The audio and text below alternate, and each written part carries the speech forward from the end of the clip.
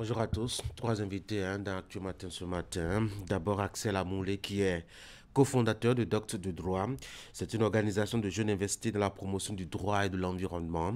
Elle tient actuellement une initiative destinée à mobiliser les jeunes à mieux connaître tout ce qui est loi dans la gestion et la protection de l'environnement au Bénin.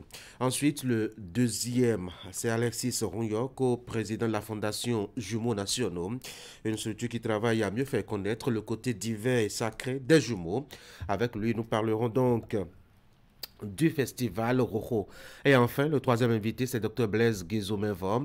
Il est directeur général de l'Agence nationale des soins de santé primaire. Il sera reçu par Esther Tofa de la rubrique santé de ce matin, qui va évoquer la question de la mortalité néonatale et la santé de la femme enceinte. Lors de nos débats, nous parlerons de deux sujets.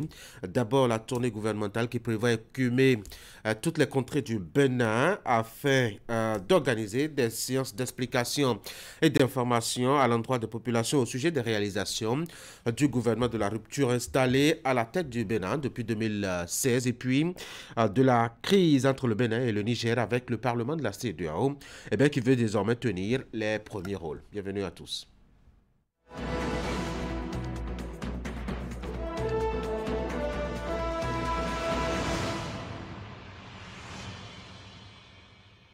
Ce matin, Fraternité a tenu un gros dossier sur le secteur de l'éducation et précisément pour ce qui concerne les examens de fin d'année. Examens de fin d'année, donc dernière ligne droite pour les apprenants, révision, TD, prière, rituel de chance et autres. À chaque candidat, ses armes. Fraternité vous propose quelques détails à découvrir. Et puis, retour des migrants béninois de la Tunisie au Bercail, sage décision du gouvernement. Éviter le pire à l'avenir. Hicham El Abdi, Université Mohamed VI Polytechnique, nous nous appuyons sur le potentiel de l'IA pour accélérer le développement de l'Afrique. Le matinal plage derrière le palais des congrès et Rivan à Cotonou auront la veut faire le ménage. Les tenanciers de lieux de loisirs invités à se conformer aux exigences.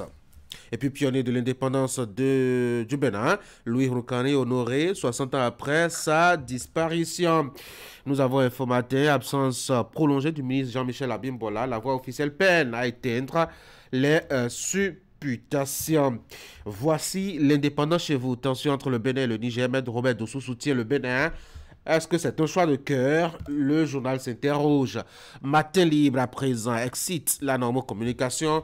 Talons sur les pas de Yahi, homosexualité au Bénin, une réalité dans un environnement très hostile. Dabarou, info ce matin, se proposant comme médiateur dans la tension entre le Bénin et le Niger, la CEDEAO, le pyromane qui joue aux pompiers, c'est une question du journal. Et puis l'économiste, UEMOA, le Togo en phase avec les critères de transition fiscale. Le chasseur info, classement du Top University Ranking, l'UAC parmi les meilleures universités africaines de 2024. Négociations de gouvernement et confédération syndicale, les lignes n'ont pas encore bougé. Le Béninois libéré, tournée gouvernementale et étape d'Abomey. Les populations s'imprègnent des différentes réalisations de Patrice Talon.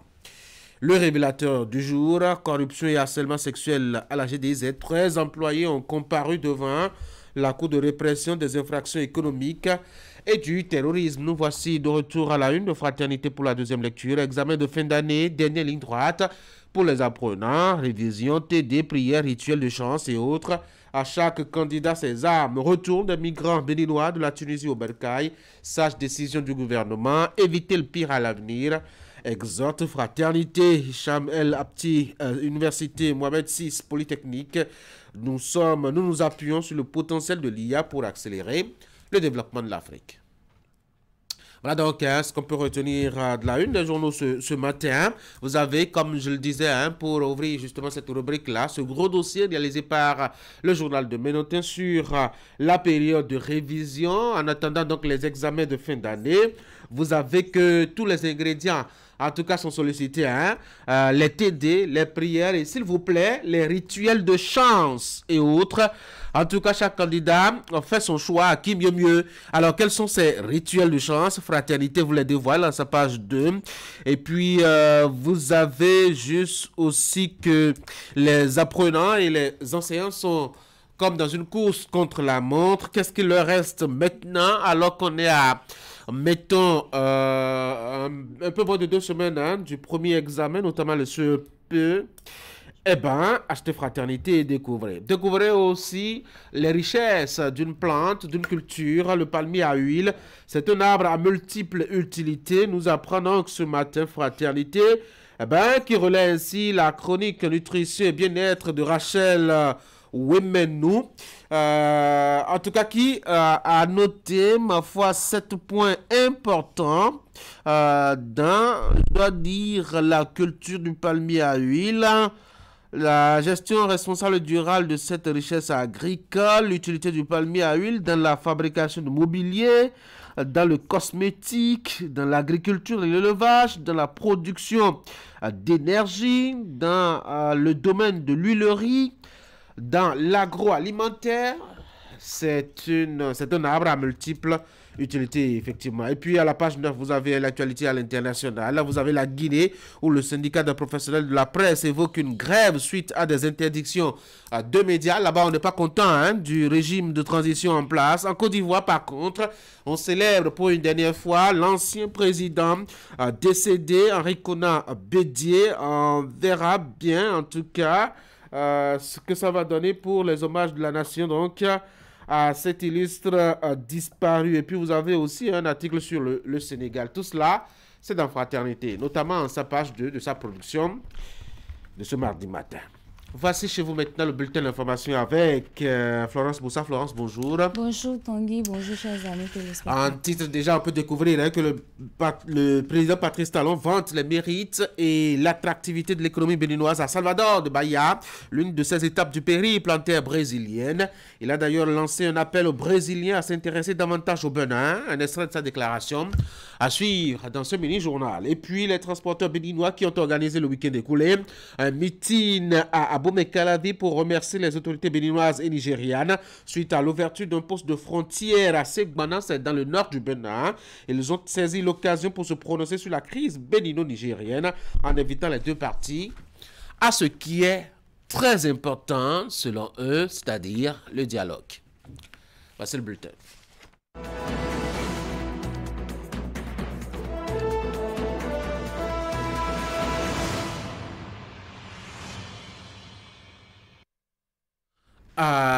Florence Boussa, bonjour à nouveau. Hein. Bonjour, dans la Tanguy, poursuite de son séjour en terre brésilienne, le chef de l'État a fait escale à Salvador de Bahia. À cette étape, Patrice Talon a vanté à nouveau les mérites et l'attractivité de l'économie béninoise et a lancé un appel aux Brésiliens à s'intéresser davantage au Bénin. Il a plaidé également pour un rapprochement des deux peuples. Je vous invite à suivre un extrait de ses propos. Je suis ému parce que ici, à Salvador, je me sens comme chez moi. Nous avons un lien historique entre le Bénin et Bahia. Et pour moi, Bahia, c'est un peu le Bénin. Et c'est pour ça que je suis ému, mais en même temps à l'aise. Et en même temps un peu frustré. Parce que pour deux communautés, deux régions du monde, deux peuples qui sont si proches par l'histoire, c'est dommage qu'on ne se connaisse pas assez. Le Bénin ne connaît pas le Brésil. Le Bénin ne connaît pas Bahia. C'est seulement à travers les écrits, les documents, l'histoire qu'on se connaît. Mais le contact humain n'existe pratiquement pas. C'est pareil, le Brésil ne connaît pas le Bénin. Ma visite ici à Bahia est destinée un peu à faire cette réparation-là. Le monde a connu beaucoup de douleurs. L'histoire des hommes à travers le temps a été toujours émaillée de drames, de domination, de conquête, d'horreur. Mais chaque génération, sans oublier le passé, a le devoir de construire son présent et même son avenir. Monsieur le gouverneur, pour le frère que vous êtes parce que vous êtes de Bahia, et je suis du Bénin pour le frère que vous êtes, je peux vous dire que le continent africain en ces temps actuels, est seul responsable de son sous-développement. Je le dis avec toute sa gravité. Je le dis avec le risque que je peux ne pas être compris. Mais c'est ça, ce qui caractérise désormais l'état d'esprit du Bénin. Loin du Brésil, le Bénin abrite depuis ce lundi le 6e forum annuel des agences nationales de volontariat de l'espace CEDEAO. Une soixantaine de participants venus des différents pays de l'espace communautaire prennent part à ces assises qu'organise le Centre de développement de la jeunesse et des sports de la CEDEAO en collaboration avec l'Agence nationale pour l'emploi. Retour sur les temps forts de la cérémonie d'ouverture dans nos prochaines éditions. Par contre, celle actuelle se poursuit et on va découvrir maintenant ces images de la session de la commission mixte paritaire bénino-nigériane de la délimitation de la frontière. Eh ben, les travaux ont été lancés, c'était le lundi 27 mai à Cotonou, Florence. Une rencontre de 3 jours, Tanguy, initiée et portée par l'Agence béninoise de gestion des espaces frontaliers ABJF. Elle vise à prévenir les conflits territoriaux entre les deux pays que sont le Nigeria et le Bénin. Ouliat Sanoussi. Diverses préoccupations liées à la délimitation de la frontière entre le Nigeria et le Bénin sont au cœur de cette session de la commission mixte paritaire bénino-nigériane qui s'ouvre ici à Cotonou et qui réunit des participants des deux pays frontaliers. L'élément qui réunit la commission mixte aujourd'hui est de mieux définir les limites administratives communes entre vos deux pays frères. Il ne s'agira pas d'ériger un mur, mais plutôt de clarifier la frontière et de créer un climat de confiance entre les populations, les collectifs locaux et les États. La Convention de l'Union africaine sur la coopération transfrontalière a été ratifiée en 2014. L'Allemagne soutient cette coopération transfrontalière et pour consolider les acquis de cette ratification, le Nigeria et le Bénin ont récemment signé l'accord cadre de coopération. L'objectif de cette convention, c'est de faire des frontières de véritables passerelles et que les frontières cessent d'être des barrières. C'est pourquoi je souhaiterais que nos travaux se passent dans la convivialité et qu'à l'issue de 3 jours, que nous aurons de très très bonnes résolutions à confier à nos chefs d'État. Le Nigeria et le Bénin sont un peuple. Les deux pays sont prêts et déterminés pour une franche collaboration en vue de réaliser cet objectif commun. En lançant les travaux, la représentante du ministre de l'Intérieur et de la Sécurité publique a rappelé que le Nigeria et le Bénin partagent une frontière conventionnelle délimitée par des tests coloniaux depuis 1906. Le processus de délimitation de cette frontière a commencé depuis plusieurs années et se poursuit encore. C'est pourquoi, au cours de cette session, vous aurez à faire le point de la mise en œuvre des recommandations issues de la session ministérielle tenue le 25 février 2022 à Abuja, relative aux travaux de délimitation dans les secteurs de la rivière Adjara, d'Igbo Kofi Towe et d'Ilo Bogou et les dispositions pour l'installation du comité conjoint d'experts. Vous aurez également à planifier les activités de promotion de la coopération transfrontalière pour l'élaboration et la mise en œuvre des projets intégrateurs au profit des populations. Occasion pour l'Allemagne de réaffirmer sa disponibilité à soutenir les efforts. L'autorité ministérielle, quant à elle, souhaite que la signature de l'accord cadre sur la coopération transfrontalière facilite l'élaboration et la mise en œuvre des projets intégrateurs au bénéfice des populations transfrontalières vulnérables avec les menaces sécuritaires qui pèsent aujourd'hui sur les deux pays. Les transporteurs béninois ont organisé le week-end écoulé un meeting à Abomey-Calavi. L'initiative vise à remercier les autorités béninoises et nigérianes pour l'ouverture le 21 mai dernier d'un poste de frontière à Séguana au nord du Bénin. Ils ont saisi l'occasion pour se prononcer sur la crise bénino-nigérienne en invitant bien sûr les deux parties à un dialogue. Hugues Vimbi pour le reportage. Suite à l'interdiction du transport fluvial vers le Niger, Cotonou et Abuja sont parvenus à un arrangement pour l'ouverture d'un poste de frontière à Séguana, au nord du Bénin. L'objectif poursuivi est de permettre aux marchandises arrivées au port de Cotonou de transiter vers le Niger par ce corridor. C'est pour manifester leur gratitude aux autorités béninoises et nigérianes que ces transporteurs du Bénin ont organisé cette rencontre. Les gens de Nigeria sont venus ici plusieurs fois nous voir. Nous avons marché envers nos autorités plusieurs fois. Dieu n'a pas voulu. Aujourd'hui, il fait jour que nous voyons que la voie s'est ouverte. Donc nous sommes obligés de remercier le Créateur. Après, pour remercier les deux présents encore. Faisant d'une pierre plusieurs coups, ces transporteurs béninois ont surfé sur l'occasion pour lancer un appel aux protagonistes, mais aussi aux dignitaires religieux et têtes couronnées du Bénin pour la résolution de la crise avec le voisin nigérien.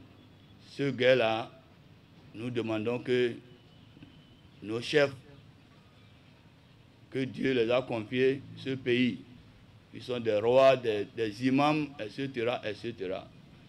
Nous tirons les intentions pour aller au secours de tous les deux peuples, d'aller pour les voir, pour que nous allons s'asseoir, ils n'ont qu'à s'asseoir pour dialoguer.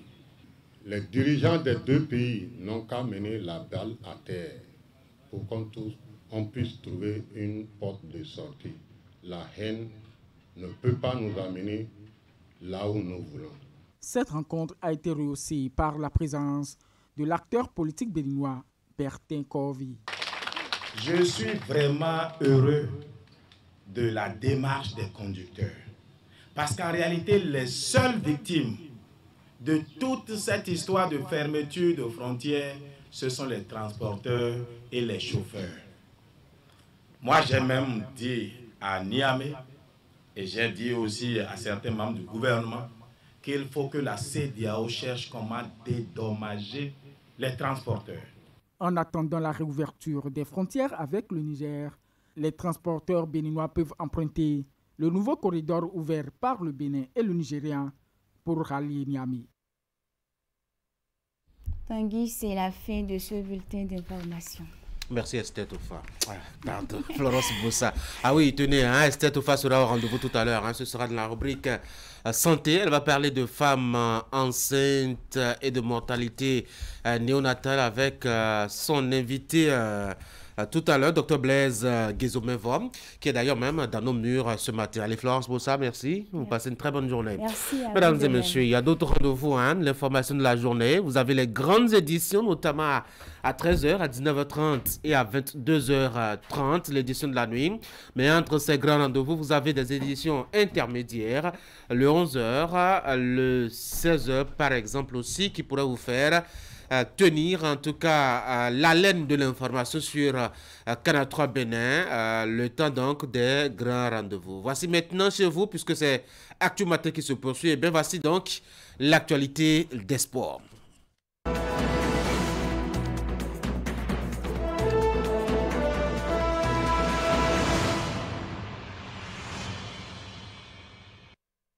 Allez, mon nez, bonjour. Bonjour, Tanguy. On va faire du football pour commencer avec Al-Ahli qui est sacré champion. Oui, Tanguy, on savait déjà que c'est l'équipe la plus titrée donc, sur le continent en termes de la Ligue africaine de champions. Et donc, pour ce week-end, ce qui est donc de cette édition 2024, l'équipe s'est imposée lors de cette manche retour face à son adversaire donc d'Espérance sportive de Tunis. C'est sur les images que nous proposons ce matin, bien entendu. Al-Ahli s'est imposé sur le score étriqué d'1-0. Et donc, la formation remporte donc son 10e titre de l'histoire à l'issue de cette explication. Après donc le match nul, score nul et vierge de 0 but partout à l'aller. Et voici donc les Égyptiens qui soulèvent une nouvelle fois encore le trophée de cette compétition. On reste toujours sur le plan africain. On file directement au Ghana pour parler donc des compétitions des jeunes de moins de 17 ans qui se déroulent depuis plus de 2 semaines déjà. Et donc pour cette édition de l'UFOA, du tournoi de l'UFOA B, bien sûr, qualificatif pour la Coupe d'Afrique des Nations, le Bénin est sorti de la compétition, on le sait déjà dès le premier tour. Mais pour les rencontres des demi-finales, il y avait donc cette explication entre le Ghana et le Burkina Faso. Le Ghana qui avait dominé le Bénin 2-0 lors de sa deuxième sortie.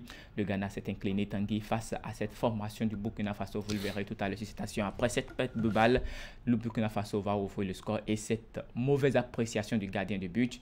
Ceci est intervenu également, si vous vous rappelez bien, lors de la finale de FA Cup. Le premier but encaissé par Manchester City face à Manchester United, ce qui a permis à Garnacho d'ouvrir le score. Et donc ici, sur cette erreur ghanéenne, le Burkina Faso a pris l'avance. Mais les Ghanéens vont revenir au score après ce coup de pied arrêté, ce qu'on est bien entendu. Et donc, ils vont revenir au score. Mais cela ne suffira pas pour battre la formation du Burkina Faso. Non, c'est pas un but ça. C'est un bijou. C'est un bijou, bien entendu. Ah, absolument, ouais. Absolument.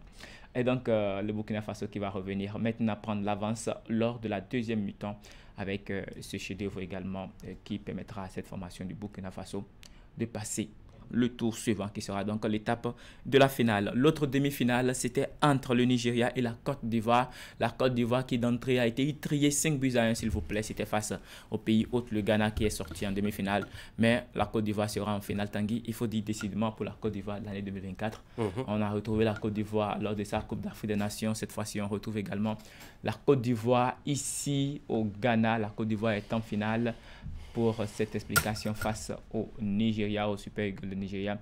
Les Ivoiriens ont marqué le seul but de la partie, 1-0 qui est intervenu à la 56e minute de cette explication. Vous le verrez sur cette action qui est partie, qui est très bien composée. Ils vont trouver l'attaquant en profondeur et il réussit avec son coup de patte gauche à mettre le gardien en difficulté. Le Ghana s'impose. C'était la 55e minute, pardon. Donc pour cette formation ghanéenne, ivoirienne qui passe donc en finale, 1-0 pour la Côte d'Ivoire qui bat le Nigeria. La suite, ce sera donc aujourd'hui pour les rencontres finales. La petite finale, le match de classement, comme on l'appelle habituellement, aura lieu à partir de 17h, heure locale, mais 16h GMT, donc du côté du Ghana, ce 28 mai. Le Nigeria affrontera le Ghana pour le match de classement et pour finir, le Burkina Faso aura pour adverser la Côte d'Ivoire. Il faut reconnaître que ces deux formations ont des joueurs de très grand gabarit pour donc avoir suivi cette explication entre le Bénin et la Côte d'Ivoire. Tanguy, on va poursuivre et parler maintenant de notre équipe, le Bénin, qui a pris part à cette compétition, mais qui était sorti déjà dès le premier tour du tournoi en s'inclinant 1-0 face à la Côte d'Ivoire et 2-0 face au Ghana. Mais de l'autre côté, il y avait ici d'autres équipes de jeunes béninois qui étaient en compétition, que ce soit du côté de la Tanzanie à Zanzibar pour le compte du tournoi de la Coupe d'Afrique des Nations scolaires, et puis à Dalian en Chine pour la Coupe du Monde des scolaires, bien entendu. On fait le point de toutes ces compétitions. C'était bien sûr sur la voie de Esther Tofa Tanguy que vous recevez tout à l'heure. 3 équipes béninoises de jeunes ont participé à différentes compétitions de catégories d'âge au cours de ce mois de mai. Évaluation ou examen de parcours, voici ce qui ressort de leurs performances respectives. Au Ghana, les moins de 17 ans sont passés une fois encore à côté de leur compétition au tournoi FOA B. Logé dans le groupe A avec le Ghana et la Côte d'Ivoire, le Bénin n'a pas su s'illustrer. 2 défaites enregistrées en 2 sorties. Comme à l'édition précédente, les Guépardos n'ont pas pu franchir la première étape du tournoi. C'est la 3e fois consécutive que le Bénin n'arrive pas à s'offrir un billet pour la Coupe d'Afrique des Nations de la catégorie. Pendant ce temps, à la CAN scolaire, les jeunes élèves béninois de moins de 15 ans ont terminé leur parcours au pied du podium. Après leur qualification pour la demi-finale, ils se sont inclinés face à la Tanzanie sur le score de 2-0. En somme, en une semaine de compétition, les jeunes scolaires ont livré 5 matchs pour 2 victoires et 3 défaites. Au cours de cette même période, ceux âgés des moins de 18 ans étaient en Chine pour la Coupe du monde scolaire. Logés dans le groupe G, aux côtés de l'Ouganda, le Kenya et le Taïwan, le Bénin a terminé 3e de son groupe avec 4 points. Ils ont ensuite poursuivi avec 3 rencontres de classement. Pour le bilan de la compétition, cela fait 6 matchs disputés, dont 3 victoires, 1 nul et 2 défaites. Et donc voilà pour ce qui concerne la participation des différentes équipes nationales pour les jeunes scolaires de moins de 15 ans qui ont participé à la Coupe d'Afrique des Nations. Ils ont terminé 4e au pied, donc 4e de la compétition au pied du podium. Les jeunes donc, qui ont préparé la Coupe du Monde et sont sortis depuis la phase de poule, mais ont disputé 3 autres matchs de classement en s'imposant face à l'équipe de la Thaïlande et du Maroc, mais face à l'équipe d'Arabie Saoudite, ils se sont inclinés pour cette deuxième sortie. Tanguy. On va parler des femmes maintenant. Ali Mouni, avec votre intervention hier concernant la finale du championnat féminin avec la réserve portée par l'équipe d'Elita C sur la faute technique de l'arbitre.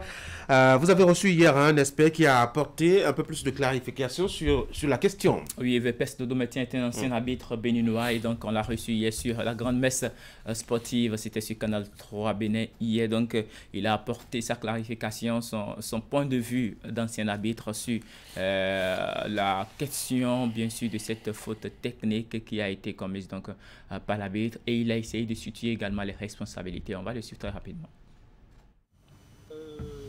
En tant que cette phase de jeu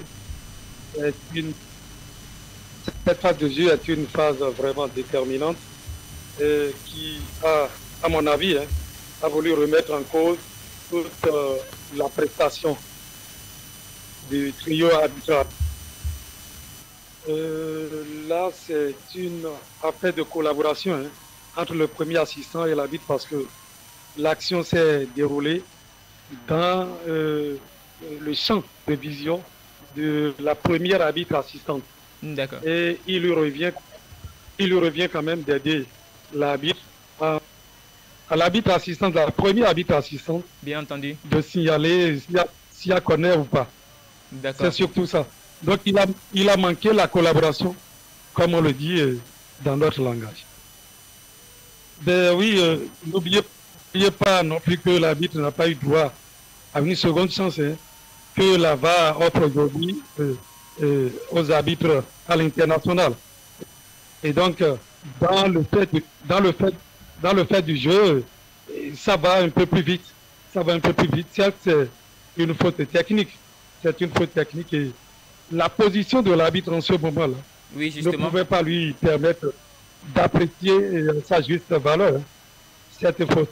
Et donc, il revenait à sa première arbitre assistante de l'aider et de lui permettre de bien apprécier cette action, parce qu'on a constaté que la défenseur a fait une intervention mal maîtrisée, ce qui ne lui a pas permis de contrôler le ballon, mais de contrôler l'adversaire. Oui, maintenant... Et en la matière, ça devrait permettre à cette équipe-là de bénéficier d'un coup de pied de pénalty. Eh bien, vous l'avez bien constaté sur les images avec, bien entendu, la complicité des réalisateurs hier sur la grande messe sportive sur Canal 3 Bénin. Tanguy, les responsabilités sont situées. Il y a eu donc penalty, erreur technique de l'arbitre, mais également une faute qui incombe à la première assistante de cette explication. On va poursuivre rapidement et terminer avec cette information au niveau donc du handball avec la Fédération béninoise de la discipline qui a organisé du 19 au 23 mai dernier un stage de formation des entraîneurs de handball pour l'obtention de la licence DIHF. C'est le troisième stage de cette formation pour l'obtention du diplôme d'entraîneur qui a été organisé par le Bénin. Il témoigne une fois encore de l'ambition de la Fédération béninoise de handball de développer la discipline avec la formation des acteurs clés qui sont les entraîneurs. Ce stage s'est déroulé à la maison du handball à Cotonou et a réuni près de 40 bénéficiaires, dont 36 du Bénin et 4 du Togo, durant une semaine environ, déroulé en phase théorique mais aussi en phase pratique. Ce stage de formation des entraîneurs de handball pour l'obtention de la licence DIHF, bien entendu, a été dirigé par l'expert Gilles mal fondée. L'évaluation qui a sanctionné le stage a permis donc aux 40 participants de décrocher tous le parchemin d'entraîneur avec ce niveau de Tanguy. C'est l'essentiel pour ce matin. C'était riche et varié. Merci beaucoup à vous, Ali Moumouni. Je vous souhaite de passer une très bonne journée. Merci, à demain. Mesdames et messieurs, maintenant, nos invités à la file. Voici le tout premier.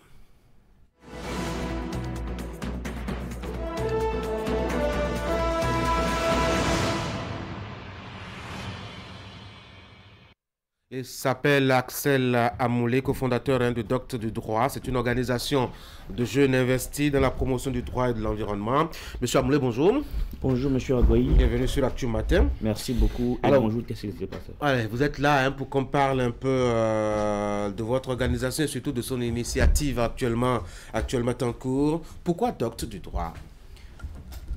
Doctes du droit parce qu'aujourd'hui, il est vrai que le marché de l'emploi est à la recherche de la qualité. Et pour cela, il faudrait qu'il y ait en amont une formation aussi de qualité. Et donc, c'est pour cela que derrière, jeunes que nous sommes, nous travaillons de plus en plus à avoir des juristes de qualité qui sont directement employables sur le marché de l'emploi. Et donc, vous embrassez divers domaines dans le secteur du droit. Oui, évidemment. Mais notamment nous sommes beaucoup plus penchés sur le droit de l'environnement et le droit du numérique. Pourquoi le droit de l'environnement et le droit du numérique? Parce que le droit de l'environnement, d'abord parce que le droit de l'environnement est un droit nouveau, mais surtout parce que sous nos tropiques, le droit de l'environnement est un droit qui n'a pas encore connu son éclosion. Il faut dire que c'est seulement l'année dernière qu'à la faculté de droit et de sciences politiques, à la faveur des réformes initiées par l'actuel doyen, que seulement on a institué l'enseignement du droit de l'environnement. Donc pour cela, vous savez très bien qu'on est plus fils de son époque que fils de son père. Donc pour cela, nous voulons affronter les défis de notre époque, à savoir éclore le droit de l'environnement, et c'est dans cette même sillage que s'inscrit également notre entrain pour le droit du numérique. Voilà. C'est vrai que c'est deux domaines assez nouveaux, mais vous êtes surtout là pour qu'on parle un peu du droit de l'environnement, parce que vous aviez justement une initiative dans ce sens. C'est ça. Il s'agit de la campagne nationale de la semaine du droit de l'environnement qui va se dérouler du 27 juillet au 29 juillet. Mais en amont, il y a également le Grand Prix national du meilleur plaideur, qui est un concours qui se veut élitiste sur le droit de l'environnement, qui va permettre à divers étudiants de montrer leur connaissance de la protection de l'environnement et surtout des lois qui encadrent cette protection. Et donc vous allez leur éprouver chez eux leur capacité justement à défendre, en tout cas devant peut-être une cour, leur connaissance, notion en matière de défense du droit. C'est ça. On l'a d'ailleurs commencé. Il y a cela 2 semaines, ils étaient déjà en train de composer pour la première fois. Il s'agit en tour et pour tour de 240 candidats qui ont concouru pour cette première phase. Ils ont démontré leur connaissance par écrit du droit de l'environnement, mais ensuite, comme vous l'avez dit, ils vont défendre leur position devant une cour hautement constituée. Vous avez l'impression vraiment que les jeunes s'intéressent à l'environnement et surtout au droit de l'environnement là? Au début, non, mais je dois vous dire que nous avons été surpris de constater le nombre de candidats qui se sont inscrits. On avait l'ambition, oui, de révéler le droit de l'environnement à notre manière, mais on n'avait pas non plus la prétention de faire croire que c'était le meilleur droit qui soit. Mais on a été surpris de constater que ça a suscité beaucoup d'engouement dans le rang des jeunes juristes. Et donc, oui, nous pouvons dire avec certitude que c'est un droit qui attire l'attention. La première phase est passée. Quelle est la suite? La suite, les résultats sont sortis, mais nous allons continuer avec les formations, puis ensuite, ce sera les phases et les phases finales. Ça commence par les quarts de finale, à partir desquels les candidats pourront plaider véritablement à l'oral, parce que la dernière phase, c'était seulement à l'écrit. Cette fois-ci, ce sera à l'oral, et ils vont démontrer de quoi ils sont capables. Qui sont ceux qui évaluent les jeunes? Pour cela, nous avons tenu à ce qu'il y ait que ce soit une compétition impartiale. On a évité surtout de faire des occasions. Donc il y a un comité scientifique qui est constitué, Et à sa tête, le président Romiad Benou, magistrat, et il y a également des professeurs d'université, des avocats et des environnementalistes. Donc tous ceux-là sont mis en place pour évaluer les candidats. Donc à part eux, il y a également le jury qui est constitué, qui n'est pas forcément ce membre du comité scientifique. Tout ceci est mis en place pour permettre qu'il y ait une évaluation impartiale, une évaluation sans arbitraire. Donc c'est pour cela que sur la question de la qualité de l'évaluation, on n'a pas du tout de souci à se faire. Alors, il y aura après la semaine, mais avant la semaine, la phase orale, comment ça va se dérouler? La phase orale, d'abord, les candidats seront invités à déposer un mémoire. Un mémoire, d'abord, il peut y avoir un cas pratique ou un sujet sur lequel ils vont écrire un mémoire de 12 pages au plus, qu'ils vont déposer. Et ensuite... Fastidieux, hein? Ah oui. Qu'ils vont déposer. Et après qu'ils aient déposé, il y a une note à part pour le mémoire. Puis ensuite, ils vont s'affronter deux, en qualité de demandeurs et de défendeurs, devant le jury. Et puis, à l'aune de cette confrontation, il y aura des notes qui seront attribuées. On a l'impression que c'est une initiative qu'on a vue ailleurs déjà, hein, ou en tout cas, de jeunes avocats viennent devant des cours assez spécialisés, défendre un peu. J'ai l'impression qu'on a fait... Oui, forcément. Vous savez que le style, c'est l'autre avant d'être soi-même. On n'a pas non plus la prétention d'inventer la roue. On veut juste la recréer, si on peut le dire comme ça. Donc, nous avons vu ce que nos aînés ont fait. On a essayé de trier ce qu'on pouvait trier et on l'a amélioré pour le ramener dans cette compétition. Parlez-moi de la semaine maintenant. La semaine, c'est une initiative, comme je l'ai dit, c'est la campagne nationale. C'est une campagne nationale qui se veut à la fois élitiste et populiste. Élitiste parce que ça va réunir, ça va tenter de réunir les gens du monde universitaire autour de thèmes spécifiques. Je vous rappelle que le thème de la semaine, c'est la responsabilité du jeune juriste face à la protection de l'environnement entre célérité et sécurité juridique. Donc, il y aura une conférence inaugurale d'enseignants de droit sur ce thème.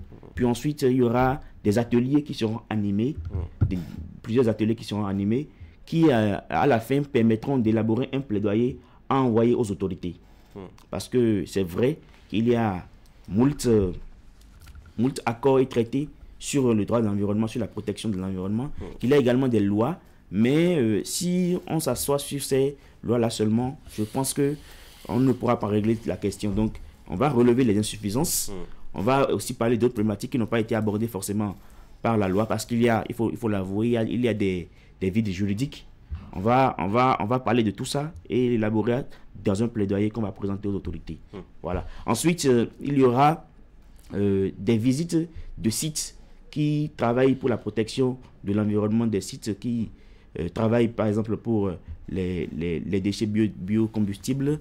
Et il y aura également une soirée de gala qui va permettre de lever des fonds pour diverses actions sur la protection de l'environnement. Donc en tout et pour tout, voilà ce que nous avons prévu. Tout ton programme. Hein? Voilà. Mais est-ce que vous êtes sûr que ça va impacter vraiment notre rapport avec l'environnement? Nous en avons la prétention. Et nous espérons que ça puisse impacter.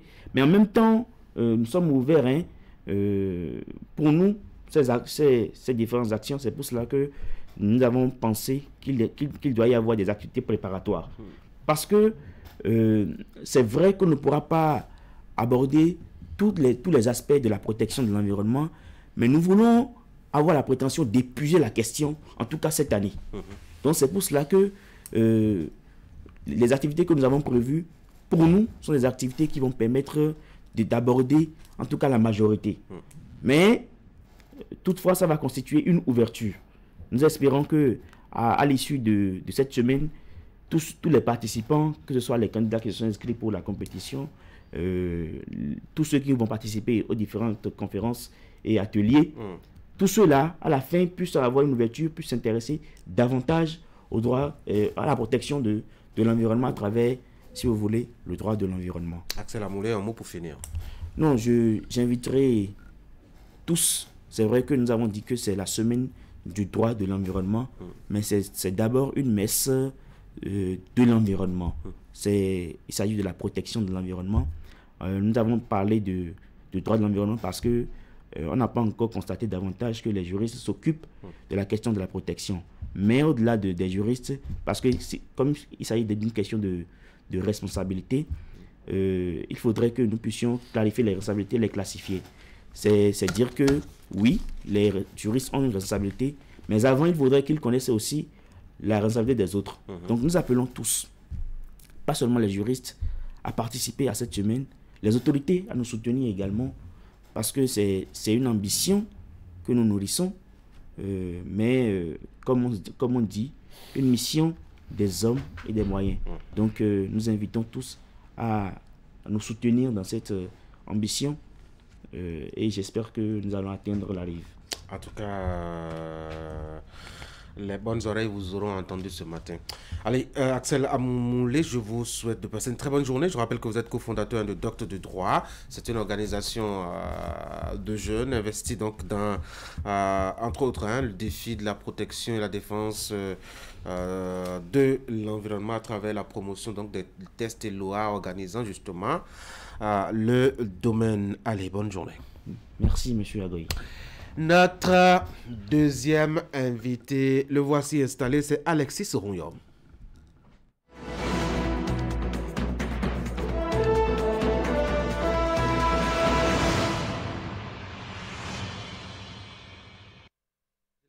Mon deuxième invité ce matin, c'est Alexis Rounyom. Il est coprésident de la Fondation Jumeaux Nationaux. Il est là ce matin pour qu'on parle d'un festival assez singulier avec une dénomination assez singulière aussi. Monsieur Rounyom, bonjour. Bonjour, monsieur Tanguy. Bienvenue sur l'Actu Matin. Vous êtes là pour qu'on parle justement du festival Rojo. Rojo pour dire jumeaux. Pourquoi est-ce qu'il faut ériger une organisation, une fondation pour célébrer des jumeaux? D'accord. Merci beaucoup, monsieur Tanguy. Je vais commencer par la fondation. La fondation n'est pas là uniquement pour les jumeaux, mais c'est dans la fondation, nous avons une association dénommée Unité des jumeaux et jumelles du Bénin, et c'est cette association qui organise, en collaboration avec la fondation, les festivals Rojo. Pourquoi il faut célébrer les jumeaux?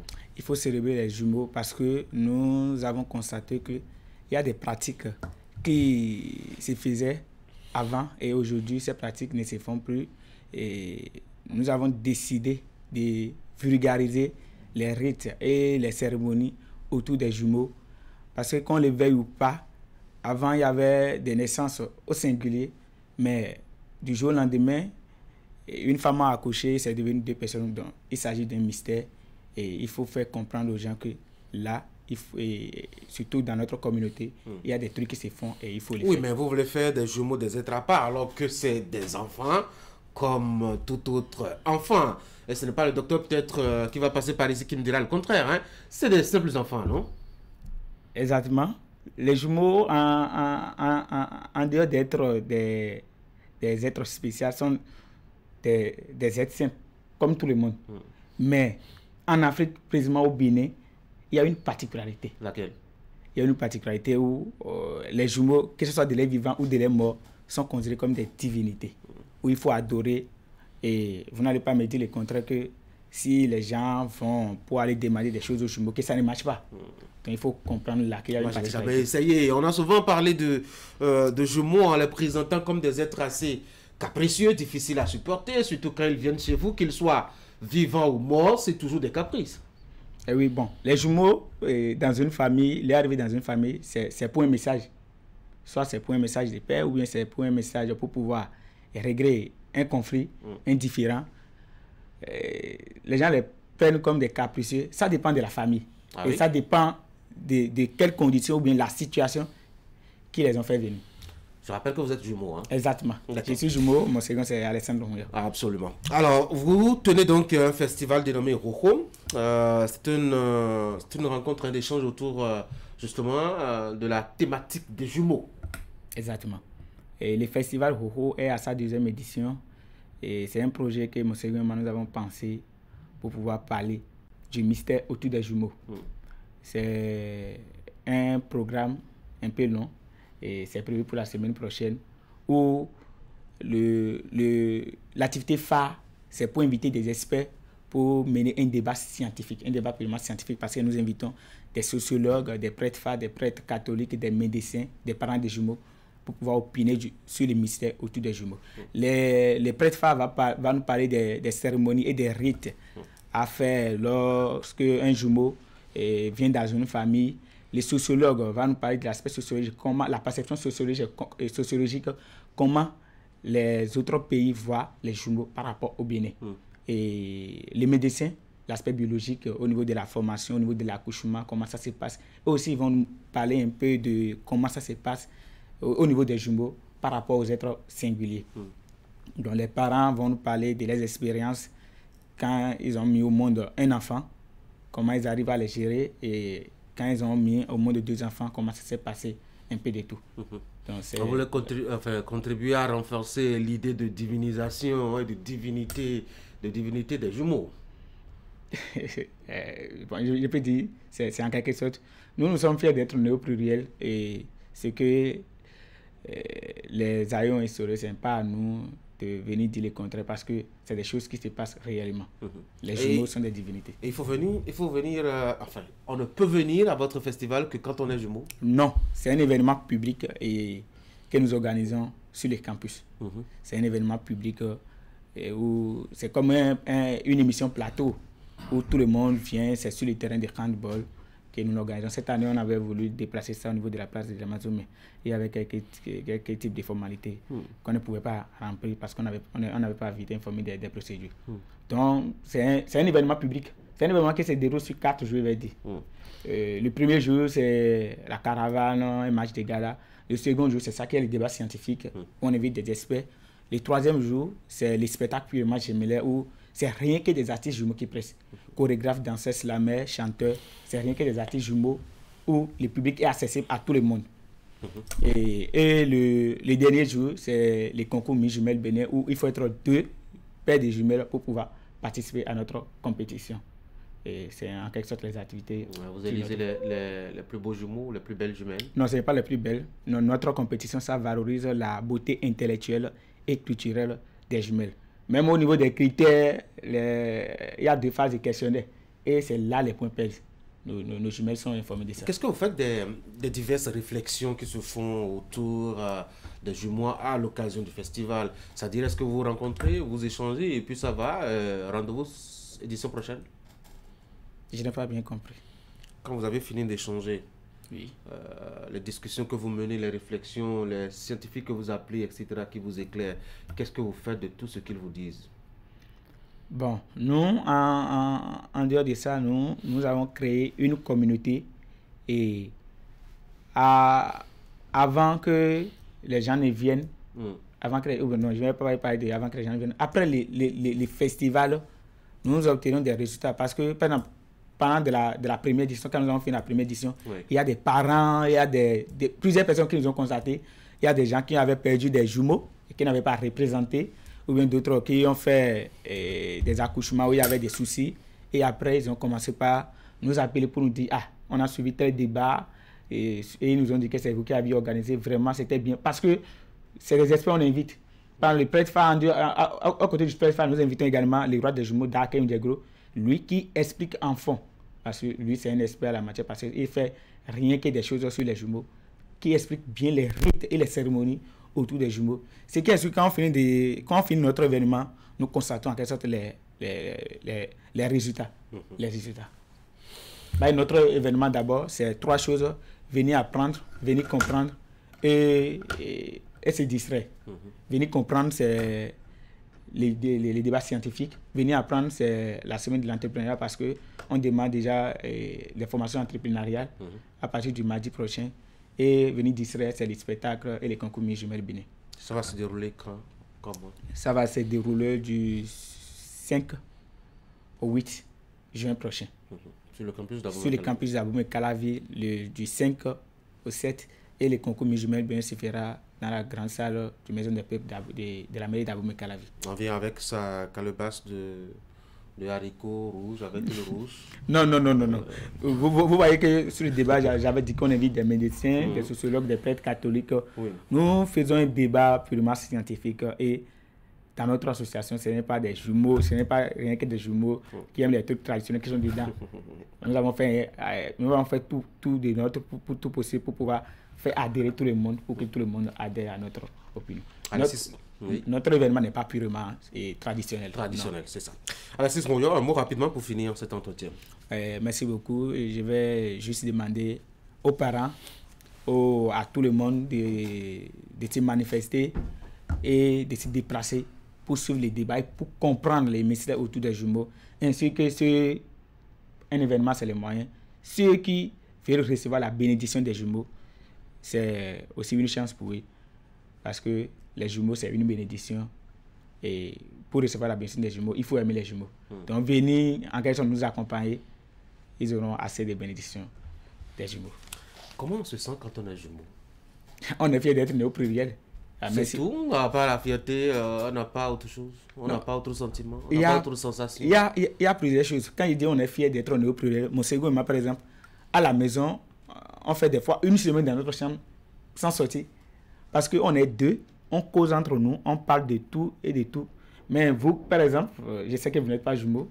À la maison, vous serez ennuyé, donc vous êtes obligé de sortir pour aller voir. J'ai des frères et des sœurs, donc je peux exactement, c'est les frères. Mais mon second, au niveau des projets, par exemple, avec mon second, on parle de tout. C'est ça. Mon second et moi, quand j'ai un projet, je lui dis, c'est telle idée, hein. Lui aussi dit, ça va, oui, ce n'est pas bon. Mais vous, par exemple, vous êtes obligé, si vous doutez, vous êtes obligé de soumettre votre projet à quelqu'un pour pouvoir avoir des explications. Donc être jumeau, c'est la plus belle des choses quand même. Alexis Ronyo, fier d'être jumeau. Merci beaucoup d'être venu sur l'Actu Matin, co-président de la Fondation Jumeaux Nationaux, pour annoncer sur ce plateau la deuxième édition du festival Rojo. C'est l'occasion de rencontrer et d'échanger autour des jumeaux qui va se tenir la semaine prochaine donc sur le campus d'Abomey-Calavi. Allez, merci, bonne journée. Merci beaucoup à vous, Tanguy. Mesdames et messieurs, on va maintenant passer à la rubrique santé avec Esther Tofa. Je rappelle que elle va parler avec son invité ce matin de la santé néonatale et surtout de la femme enceinte. On va faire le lien. Voici Santé Matin ce matin. Vous nous avez fait confiance, nous aussi. Vous nous avez adoptés, nous aussi. Merci d'avoir choisi Air Froid. Ainsi, nous avons amélioré pour vous la qualité de nos climatiseurs. Nous avons développé une marque 100% écologique, conçue spécialement pour notre climat tropical, avec une basse consommation d'énergie électrique. Vous êtes en zone de baisse de tension? Adoptez le climatiseur Air Froid Inverteur, spécialement conçu et amélioré pour supporter de fortes baisses de tension. Visitez notre showroom à Cotonou, à 100 mètres de l'église Saint-Jean. Air Froid, des climatiseurs à basse consommation d'énergie électrique. Contact 61 17 63 77. Site web airfroidbenin.com.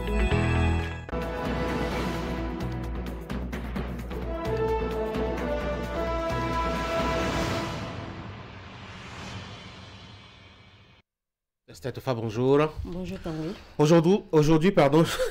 Aujourd'hui, journée spéciale. Nous sommes le 28 mai, journée consacrée justement à la journée internationale d'action pour la santé des femmes. Et une question cruciale qui se pose surtout dans le cas d'une femme qui veut donner la vie. Vous avez donc choisi aujourd'hui de parler de la prise en charge de la femme enceinte et de ce qui est fait en matière de mortalité néonatale et maternelle. Et pour en parler, vous avez invité ce matin, comme je l'ai annoncé plusieurs fois déjà, Dr Blaise Mevoguezo. Il est le directeur général de l'Agence nationale des soins de santé primaire. Dr Mevoguezo, bonjour. Bonjour Tanguy, bonjour Esther. Bienvenue sur l'Actu Matin.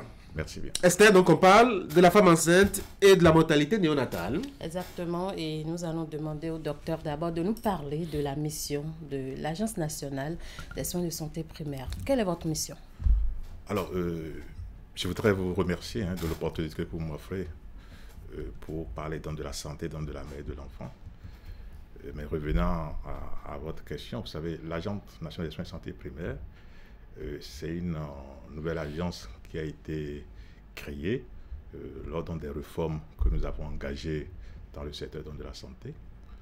Donc, sa mission, c'est de coordonner tout ce qui est soins de santé primaire au niveau du pays.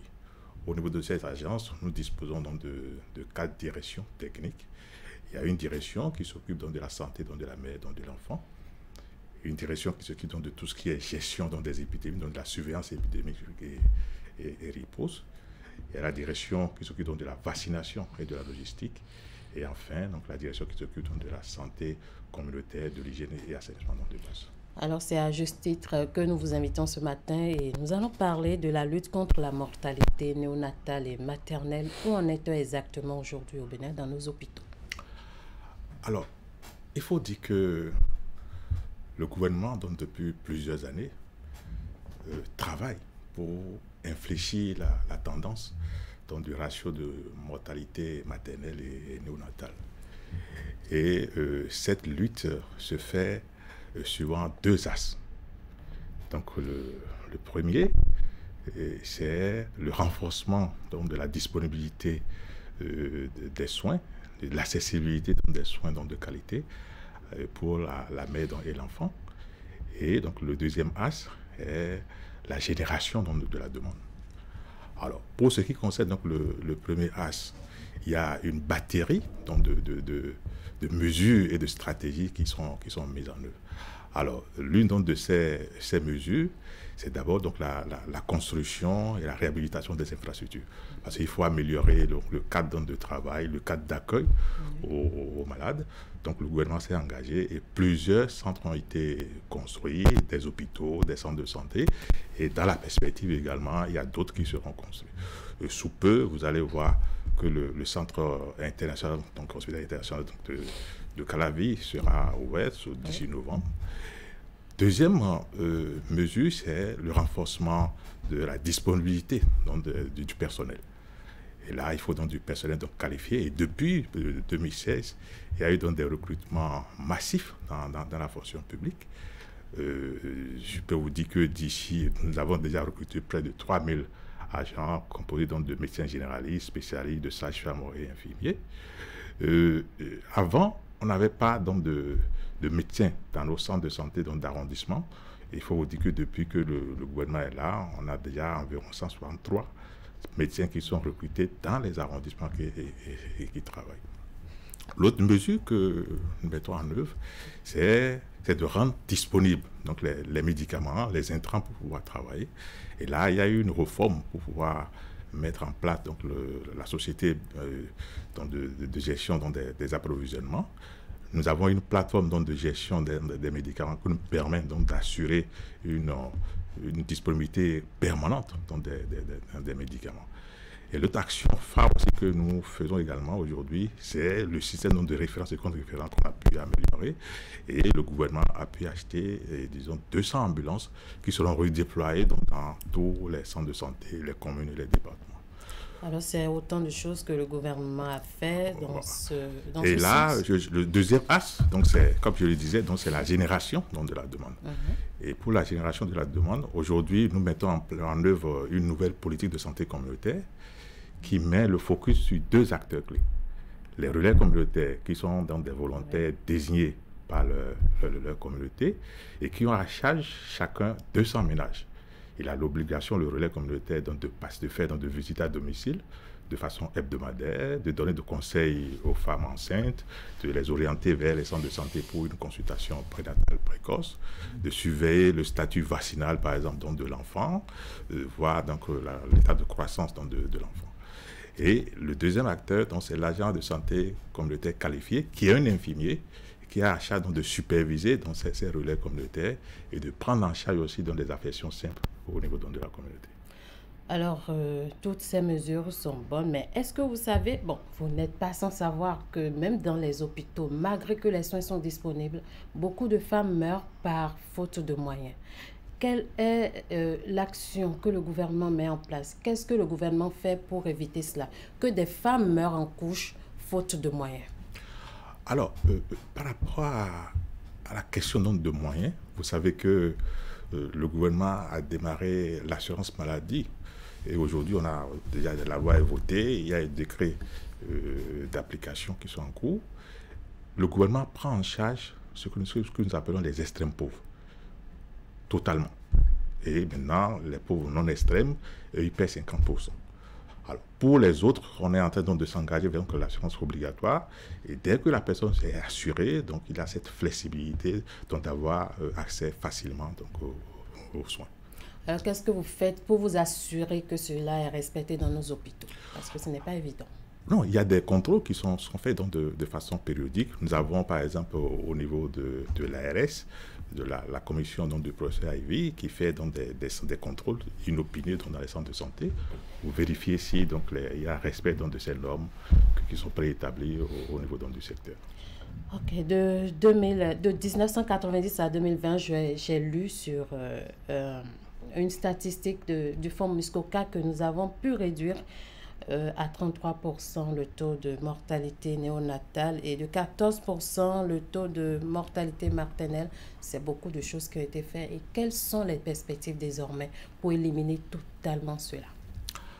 Alors oui, l'ambition c'est d'éliminer, mais nous pensons qu'on va réduire donc, de façon drastique. Aujourd'hui, au niveau donc, du ministère, le ministre de la Santé a mis en place un groupe technique pour réfléchir sur comment réduire encore donc, de façon significative la mortalité maternelle et néonatale. Et nous sommes en train de mettre en place maintenant des dispositifs innovants pour pouvoir gérer tout ce qui est hémorragie pour postpartum. Donc il y aura un dispositif qu'on va placer à la femme quand elle va saigner. Cela va réduire donc la mortalité néonatale. Nous allons encore davantage renforcer donc, le plateau technique, recruter davantage donc, de spécialistes au niveau donc, du secteur pour que dès qu'un enfant, une femme vient dans un hôpital, qu'elle puisse bénéficier donc, des soins appropriés. Donc toutes ces actions vont contribuer forcément à infléchir donc, de façon significative la tendance de mortalité. Docteur Mevorgezo, est-ce que vous avez quelque chose à dire pour finir? Alors, je voudrais encore une fois vous remercier pour l'opportunité que vous m'avez offerte et demander aux femmes enceintes et à toutes nos femmes d'aller le plus tôt possible, dès qu'elles sentent donc de malaise, dans les centres de santé pour se bénéficier des soins. Aujourd'hui, la qualité des soins est en train de s'améliorer de façon significative. Voilà un peu ce que Merci beaucoup à vous. Je rappelle que vous êtes le directeur général de l'Agence nationale des soins de santé primaire sous tutelle du ministère de la Santé. Merci d'être passé sur ce plateau. C'est à moi de vous remercier.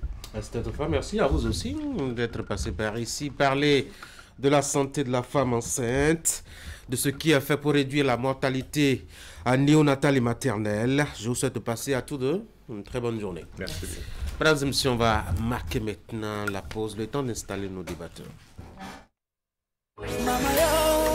Célébrez votre maman avec des prix doux.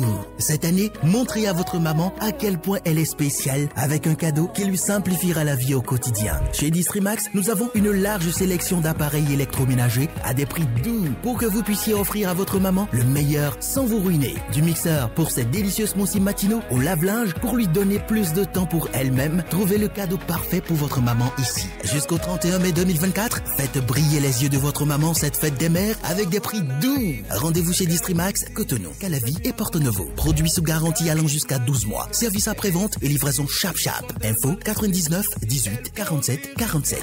Simplifiez la vie de votre maman à des prix que vous adorerez. Et si on arrêtait de regarder la télé comme avant? Canal+ présente le décodeur connecté. Un concentré de technologie pour une nouvelle expérience. Naviguez dans une interface fluide et immersive à la découverte du meilleur de la télévision. Plus de 50 000 programmes en replay et 300 chaînes en direct pour le plaisir de toute la famille. Prenez le contrôle du direct et revenez jusqu'à 8 heures en arrière. Grâce à la connexion Internet, gardez le signal même en cas d'intempéries. Nouveau décodeur connecté. Plongez dans la nouvelle expérience Canal+. Venez l'essayer.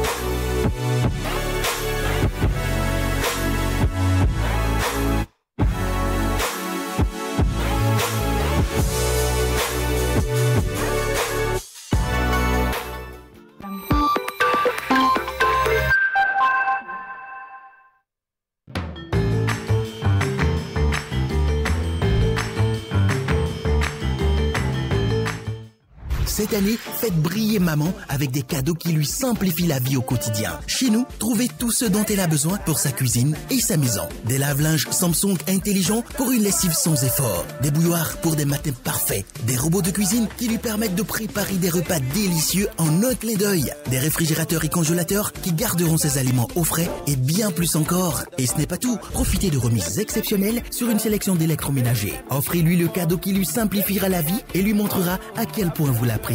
Venez dès aujourd'hui dans votre showroom Néo et Allo de proximité pour découvrir nos offres exclusives pour la fête des mères. Produits sous garantie allant jusqu'à 12 mois. Service après-vente et livraison disponible. Contact vendeur 60 00 66 66. Parce qu'elle mérite ce qu'il y a de mieux. Joyeuse fête, maman.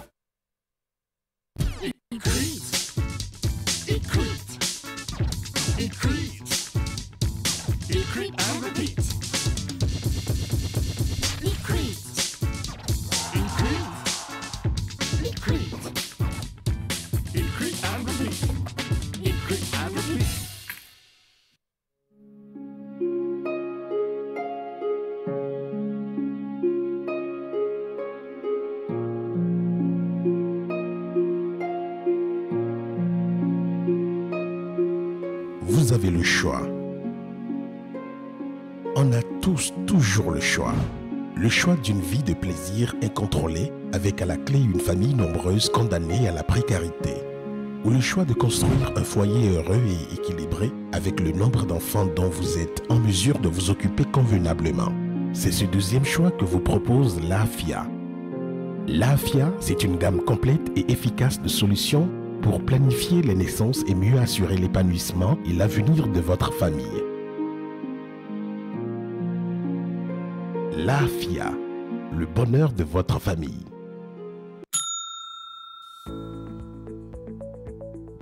Coucou mes Warriors, alors je m'apprête à déballer ma nouvelle machine à laver achetée chez Mikem Technologies. On y va. Il s'agit du lave-linge Samsung, l'original 10 kg. Bon, à l'achat, le vendeur m'a dit que je n'aurais pas besoin d'un plombier pour l'installer. Et voilà. Alors, suivez la démo. Je raccorde le tuyau d'alimentation d'eau au robinet. Bon, là, j'ai deux options, le lavage à chaud ou le lavage à froid. Alors, à froid, cold. Il faut bien visser le second bout au robinet. Voilà.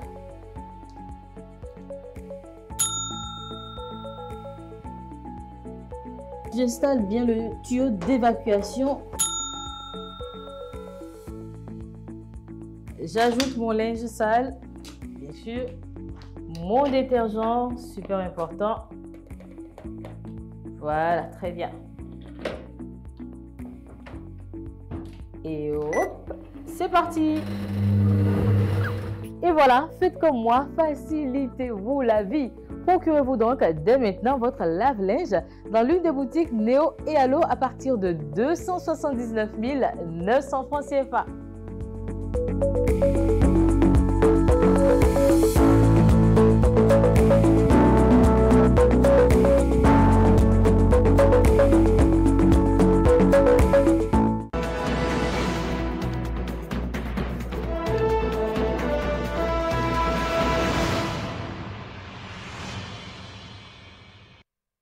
Allez, nous sommes de retour sur Actu Matin pour parler actualité, décortiquer, analyser, commenter de façon libre. On va commencer par le tout premier sujet qui est prévu à l'ordre du jour, la tournée gouvernementale, ministres, députés, cadres, militants, je ne sais plus trop quoi, tous. En tout cas, dans les campagnes, dans les contrées, pour expliquer, démontrer tout ce qui a été fait par Patrice Talon depuis 2016, qu'il est installé au palais de la Marina. William, bonjour. Eric, bonjour. Bonjour, Tanguy. Franck, bonjour. Si le temps nous le permettait, on va s'intéresser un peu au Parlement de la CEDEAO, qui veut désormais jouer le premier rôle, puisque la conférence des présidents est visiblement à faune, silencieuse, sur la question donc de la crise entre le Bénin et le Niger. On va commencer déjà par le tout premier sujet. Eric, les ministres qui vont expliquer, les députés aussi qui vont expliquer aux populations ce que Patrice Talon a fait depuis 2016. Alors, j'avais que comprendre que dans l'équipe qui se chargera justement d'expliquer à nos concitoyens ce qui est fait par le gouvernement, on devait être constitué des membres du gouvernement. J'avais que comprendre qu'on allait d'abord permettre au ministre d'aller faire le travail sur le terrain avant de voir les actes politiques, n'est-ce pas, aussi dans le même exercice. Pour les images que j'ai vues, j'étais un peu étonné de voir dans l'effectif même des chefs de parti qui, à ma connaissance, n'ont pas un portefeuille ministériel, ne sont pas la tête d'une structure de l'État. J'ai vu le président Joseph Tchèque-Benoît Kandi, par exemple. Voilà. Donc je me suis dit, à un moment donné, l'équipe est devenue peut-être mixte, où à la fois on a les membres du gouvernement sur le terrain, mais aussi des acteurs politiques également. Je pense qu'à un moment donné, d'une façon ou d'une autre, au niveau de la mouvance du gouvernement, on a senti le besoin d'aller donner quelques explications à ce qui se réalise, à ce qui se fait, n'est-ce pas, pour le bien-être des populations. Ils se sont rendus compte certainement qu'il y a eu beaucoup de confusion, beaucoup d'incompréhension. Des gens sont peut-être sous-informés. Ce n'est pas des actions certainement qui manquent au compteur de la gouvernance, mais peut-être que ces actions sont mal perçues. Il y a sans doute une mauvaise perception de ces actions. Donc je pense qu'à leur niveau, ils ont certainement fait le point à la faveur de les séminaires que nous avons vus ici il y a quelques jours en arrière. Et ils ont décidé enfin, justement, aller sur le terrain. J'ai vu Pascal Irenkopaki à Alada rencontrer son ami que nous savons à Alada. Sa meilleure amie de tous les temps. Le ministre de la Justice par le fond à Abomey. Donc je comprends que chacun a pris son rôle très au sérieux, même s'il faut aller chercher des mots dans les langues locales pour expliquer aux populations ce qui se réalise, tant mieux. Si la finalité est que ces populations repartent sensibilisées sur l'action du gouvernement. Franck, en quoi est-ce que c'est pertinent? C'est pertinent, à mon avis, parce que il y a beaucoup de choses qui sont faites par le gouvernement, par les membres du gouvernement, des décisions qui sont prises et même des actions parfois qui sont menées en faveur des populations et dont on n'est pas très informé. Je crois que l'exercice devrait être même régulier. Cet exercice devrait venir très souvent pour expliquer, parce qu'il y a des mesures, lorsque vous les prenez sans les expliquer, ça ne donne pas le même écho au niveau des populations, dans le rang des populations, comme vous l'auriez souhaité. Et donc, pour moi, aller sur le terrain, discuter, c'est pédagogique, et informer les populations de ce qui est fait, c'est parce que, n'oubliez pas que à l'arrivée du président Patrice Talon, on a parlé de normocommunication, au point où il y a un paquet d'actions qui sont menées et dont les gens ne sont pas informés.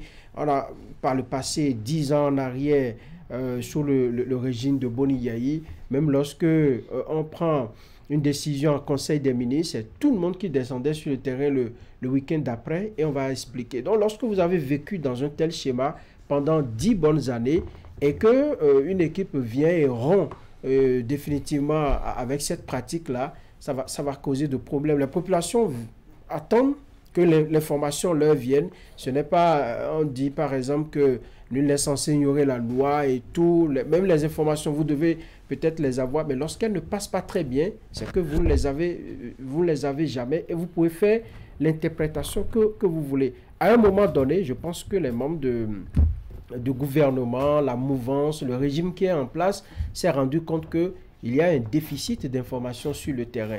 Et lorsqu'il y a un déficit et vous êtes face à des adversaires politiques qui tout le temps sont sur le terrain pour relever, disons, pour montrer aux populations les trains en retard, pour montrer aux populations les mauvaises actions que vous posez sur le terrain, pour montrer les insuffisances de votre gouvernance, parce qu'aucun opposant n'ira sur le terrain pour applaudir une action que vous faites.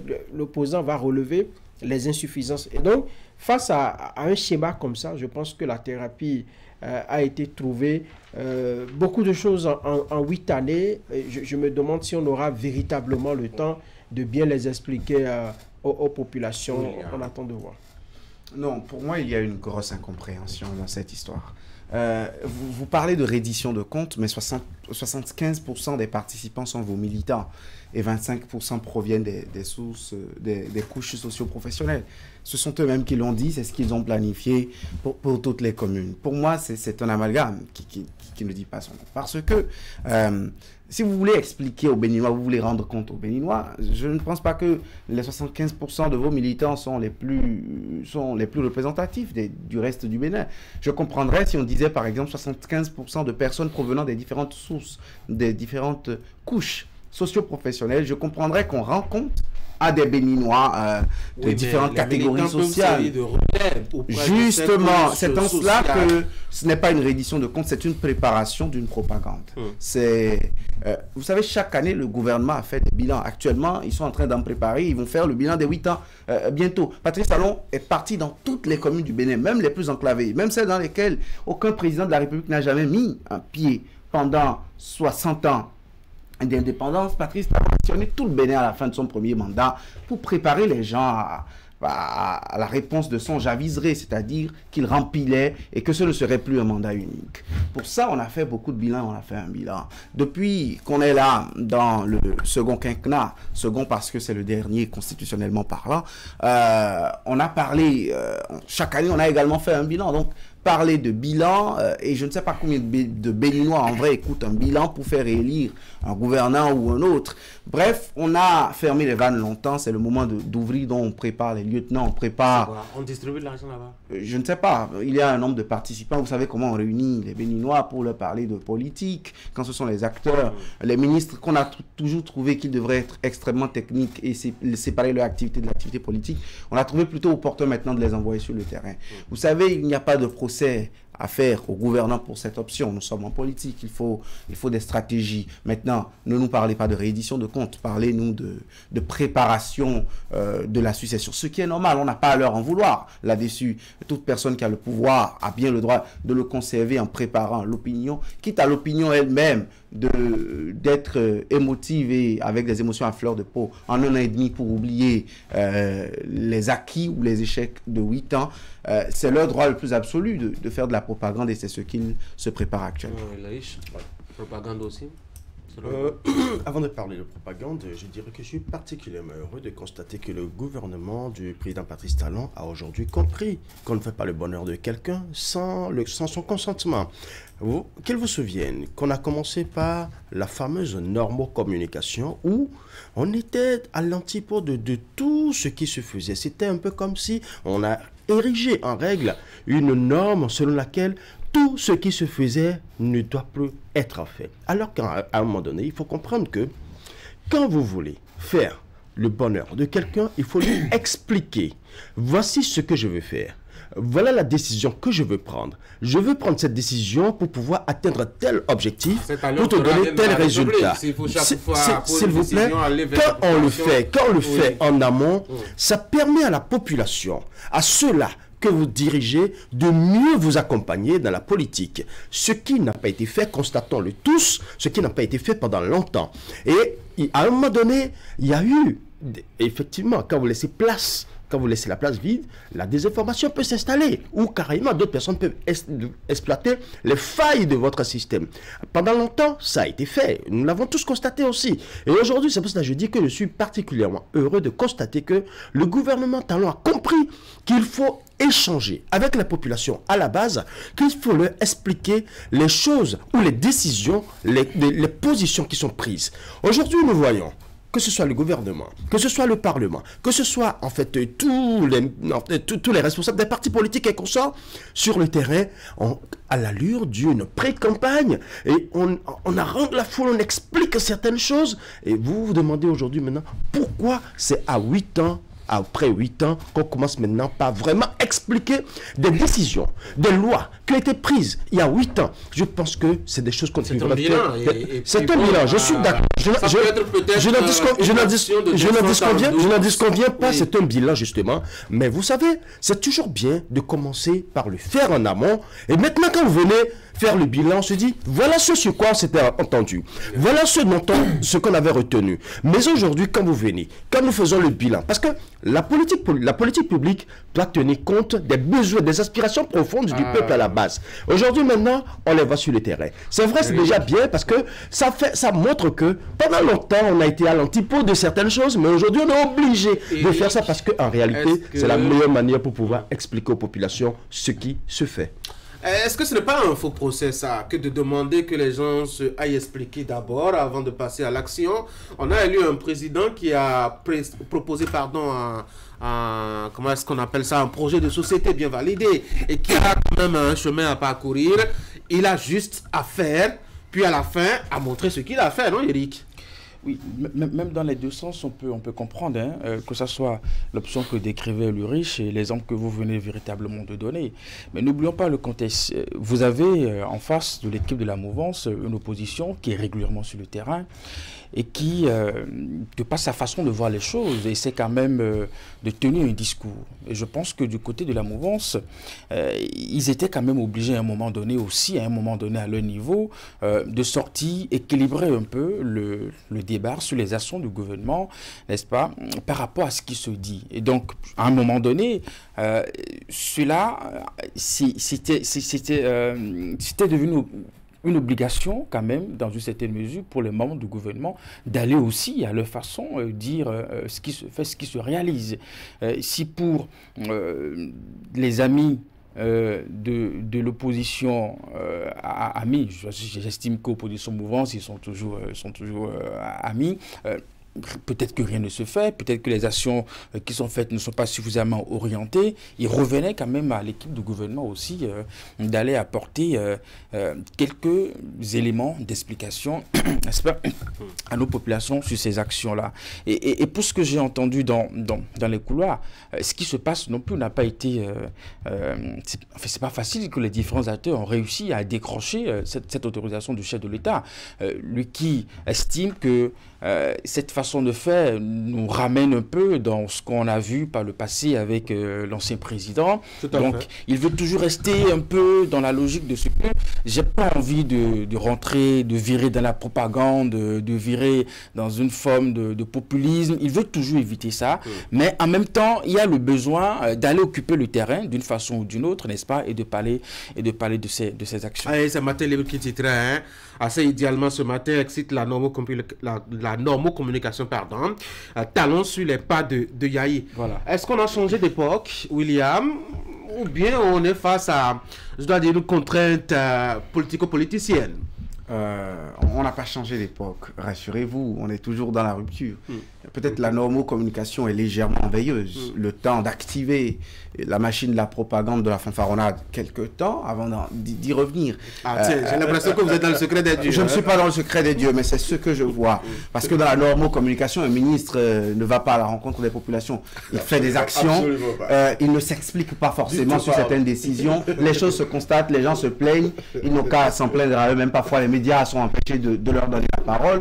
Mais après, on trouve le moyen de venir faire le bilan. Ça, c'est la normocommunication. Mais aujourd'hui, quand on change de stratégie et qu'on est même prêt à aller écouter les doléances non satisfaites à 1 an et demi de la fin du mandat, pour moi, c'est un revirement de Patrice Talon. Que les acteurs politiques, les militants l'y aient amené ou non, ou que ce soit de son propre chef qui le décide, c'est du 180 degrés et ça, c'est consommé, c'est vu, c'est palpable.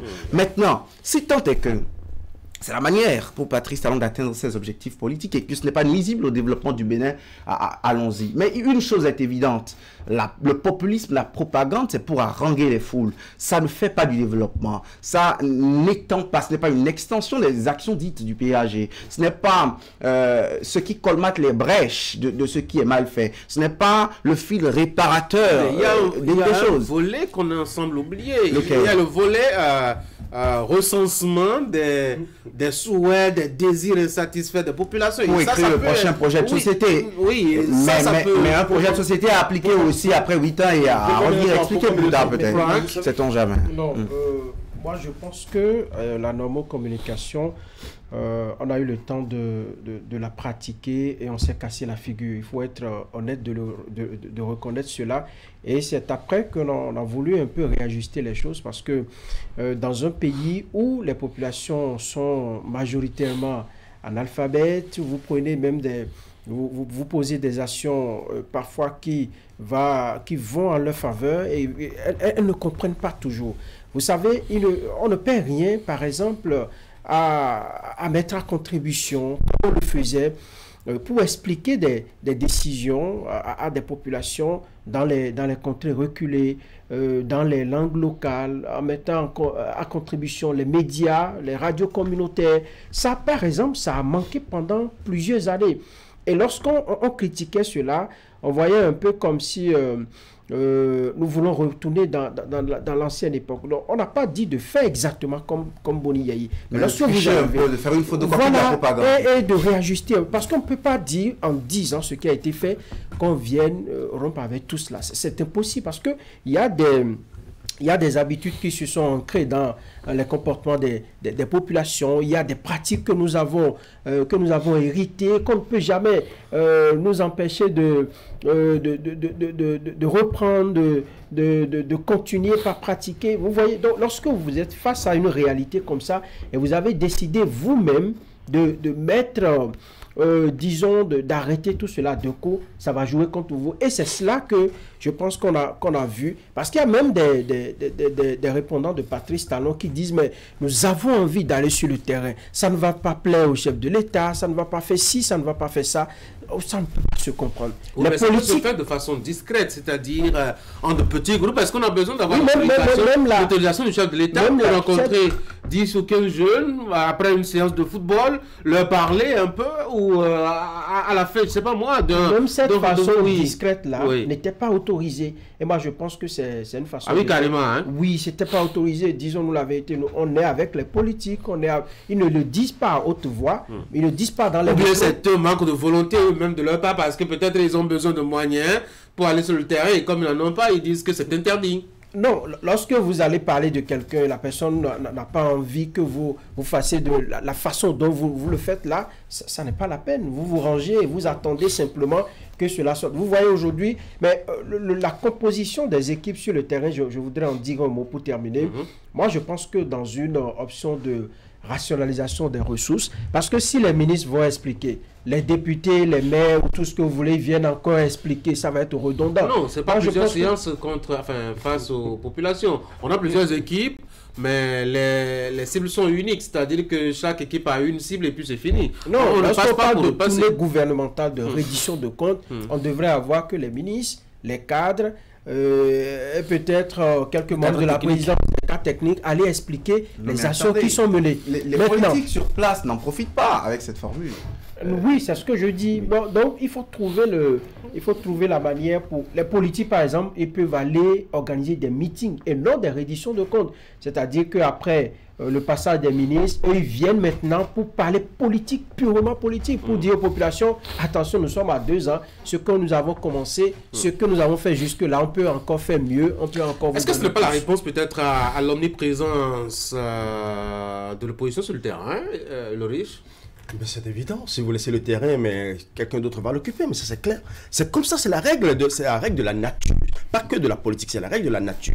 Un espace qui est vide n'est jamais vide en réalité. Il y a toujours quelque chose qui occupe cet espace, soit fenêtre, soit de l'air. Donc de toute façon, c'est comme ça. Donc soit vous l'occupez, soit quelqu'un d'autre l'occupe. Donc revenons justement à la situation, à la question que nous sommes en train de développer. Première chose, pendant longtemps, il fallait toujours l'autorisation du grand timonier avant d'expliquer quoi que ce soit. Il n'y a pas de timonier au Bénin. Pendant longtemps, on a expliqué que quand on veut aller expliquer quelque chose, il faut nécessairement requérir l'autorisation pour pouvoir le dire. Et nous avons suivi cette ligne-là. Et à un moment donné, c'était un peu comme si les informations qui devraient permettre à la population de savoir que telle décision, telle loi qui a été votée en sa faveur, pour son bien-être, ne lui doivent pas être expliqués. Ça se pose un véritable problème, ce qui fait que pendant longtemps, les populations, il y a des lois qui ont été votées que les populations ne connaissaient pas. Parce qu'on n'a pas expliqué. Il y a des décisions qui ont été prises et les populations ne comprenaient pas parce qu'on ne leur a pas expliqué. Parce que ne nous camponnons pas juste aux grandes villes du Bénin. Combien sont alphabétisés? Dans notre population, combien sont alphabétisés? Combien comprennent réellement les jeux politiques? Les petits débats que nous faisons, les débats centraux que nous faisons dans les grandes villes et sur les différentes télévisions, c'est bon. Mais beaucoup ne comprennent pas le français. Il faut leur expliquer les décisions dans les langues locales. Ce qui veut dire qu'il faut aller à la rencontre des populations, aller à Biroué, aller à Tumitumi, suite pour échanger avec les populations. Aujourd'hui, aller chez Franck aussi. Aller chez Franck aussi, justement. Oui, voilà. Voilà. Donc, expliquer aux populations ce qui se fait. Ce qui, pendant longtemps, n'a pas été fait. Et aujourd'hui, parce qu'on a constaté, il faut qu'on le reconnaisse. Il faut qu'on le reconnaisse. Aujourd'hui, maintenant, qu'on constate qu'il y a 2 ans, il y a d'abord l'enjeu des échéances qui s'approchent, des échéances électorales, des élections générales qui s'approchent. On sent l'obligation ou le besoin d'aller beaucoup plus expliquer ce qui a été fait en faveur des populations. Deuxième chose, on sait très bien aussi qu'avec le nouveau code, il faut avoir la majorité des circonscriptions électorales, ce qui suscite, comme vous le voyez, une sorte d'invasion des communes, une sorte d'invasion des circonscriptions électorales. Et aujourd'hui, tout le monde parle faux, tout le monde parle d'indi, tout le monde parle bariba aux populations. On explique avec beaucoup de mots, beaucoup d'élégance ce qui a été fait pendant 8 ans. Je pense que c'est des choses qu'on aurait pu faire depuis longtemps et la population serait en phase avec eux. Eric demandait la parole. Eric demandait la parole depuis. Ok, je peux laisser Franck. D'accord, on y va. Oui, laissez la parole, n'est-ce pas? Je dois dire que vous me laissez la parole. Ah oui. En fait. Non, c'est parce que sur ce tour de table, je n'étais pas encore intervenu, en fait. Ah bon, je ne savais pas. En fait, il y a une réalité. Quand le député n'a pas l'argent pour descendre dans sa circonscription électorale, oui, dans quelles conditions? Bon, je ne veux pas aller dans les détails. Et puis, quand le député n'a pas les moyens de vous aider. Oui. Le député ne peut pas dire qu'il n'a pas les moyens. Aujourd'hui, là, il y a un parti politique qui amasse des milliards chaque année des caisses de l'État. Est-ce que vous savez au nom de financement public? Est-ce que vous savez que le financement public des partis n'est pas là? Le député ne peut venir dire sur la place. N'est pas là pour payer des suppléments de salaire ou des primes de mandat électif. Oui, mais pour organiser des meetings, en principe, devrait aller prendre l'argent. Vous savez comment on organise les meetings au Bénin.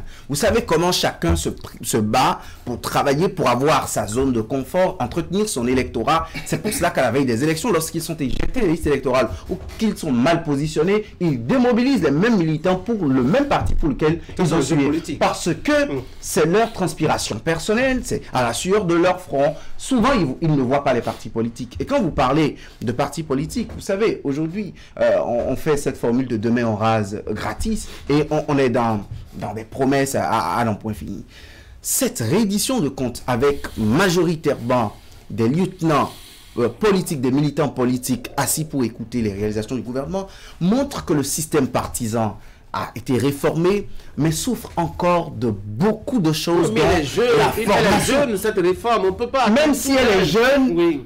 Si vous avez réformé le système partisan, vous voulez des partis forts dans lesquels on n'est pas formé. D'abord, on a eu comme impression, on nous a fait dire qu'on fait la politique de lundi à lundi sur les 365 jours de l'année. C'est pour cela qu'on a couplé peut-être des élections, mais partout au monde, on fait la politique de lundi à lundi. Ce qui fait que dans les chapelles politiques, dans les états-majors des formations politiques et même dans les cercles déconcentrés des formations politiques, les réalisations, le bilan à l'aune des convictions, des objectifs, des idéaux du parti, les actions telles qu'on les mène, les aspirations relèvent le compil de tout ça, le recensement ou les informations, les débats sur ces questions sont quotidiens, les débats sont quotidiens. C'est ce type d'action, c'est le genre de choses qu'on fait tous les jours dans une formation politique. Si on n'en est pas encore arrivé là, c'est qu'elle soit jeune ou non, qu'elle ait 5 ans, donc de 2018, pas 5 ans, 6 ans, qu'elle ait 6 ans ou qu'elle ait 1 an, quel que soit son âge, cette réforme a beaucoup de choses à inculquer aux acteurs politiques qu'elle n'a pas encore inculquées. C'est pour cela qu'on doit organiser toute formation politique réunie. Pourquoi vous voulez que le BR, qui est censé être de la droite, et l'Union progressiste, un parti progressiste, un parti de gauche, analyse des actions publiques, la politique publique d'un gouvernant, parce qu'ils le soutiennent tous deux de la même façon, sous le même prisme. Politiquement, idéologiquement, ce n'est pas possible normalement.